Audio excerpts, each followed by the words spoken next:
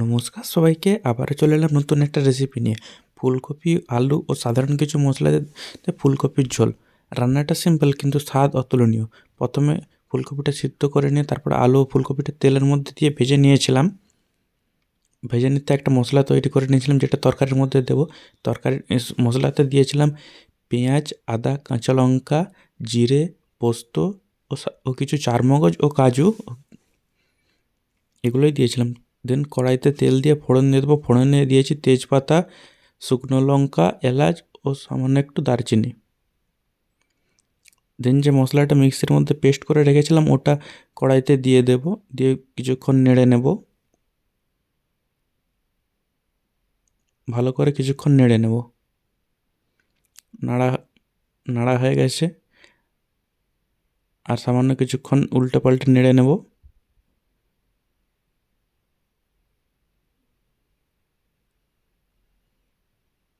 যতক্ষণ না মশলার কাঁচা গন্ধটা যাচ্ছে, যখনই মশলা থেকে তেল ছেড়ে আসবে তখনই দিয়ে দিয়েছিলাম পরিমাণ মতো হলুদ গুঁড়ো, লঙ্কা গুঁড়ো ও জিরে গুঁড়ো। আপনারা আপনাদের পরিমাণ মতো ঝালটা দিয়ে দিতে পারেন। জিরে গুঁড়ো, তারপরে সামান্য কিছু ধনে গুঁড়োও দিয়েছিলাম। দিয়ে ভালো করে নেড়ে নিয়েছিলাম। আপনারা অনেকেই হয়তো ফুলকপির রেসিপি বাড়িতে বানিয়েছেন, আর অবশ্যই স্বাদ ভালো হয়েছে। আশা করছি এই রেসিপিটা আপনারা একবার বাড়িতে বানিয়ে দেখবেন। একবার বানালে বারবার বানাতে ইচ্ছে করবে, এত সুন্দর স্বাদ হয়। দেন মশলাটা ভালো করে কষানো হয়ে গেলে তারপরে ফুলকপি আলুটা দিয়ে দিয়েছিলাম। দিয়ে ভালো করে মশলার সাথে মিশিয়ে নেব। মেশানো হয়ে গেলে তারপরে পরিমাণ মতো জল দিয়ে রেখে দেবো। ফুটিয়ে নেব জল দিয়ে। ভালো পরিমাণ মতো জল দেওয়া হয়ে গেছে। এবার তরকারিটাকে ঘেঁটে দেবো যাতে নিচে মশলাটা না বসে যায়।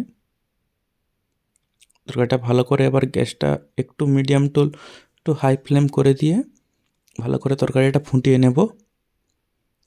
তরকারিটা যখন ফুটে আসবে ঠিক সেই সময় লবণ দেবো, যাতে যে তেলের রঙটা সেটা না কেটে যায়। এই সময় লবণ দিলে তেলের রঙটা কাটে না, রঙ খুবই সুন্দর আসে। দেখুন, লবণ দেওয়ার পর সামান্য কিছুক্ষণ ফোটানোর পরে আমাদের তরকারি তৈরি হয়ে গেছে।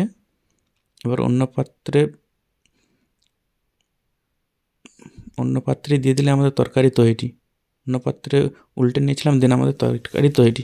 ধন্যবাদ।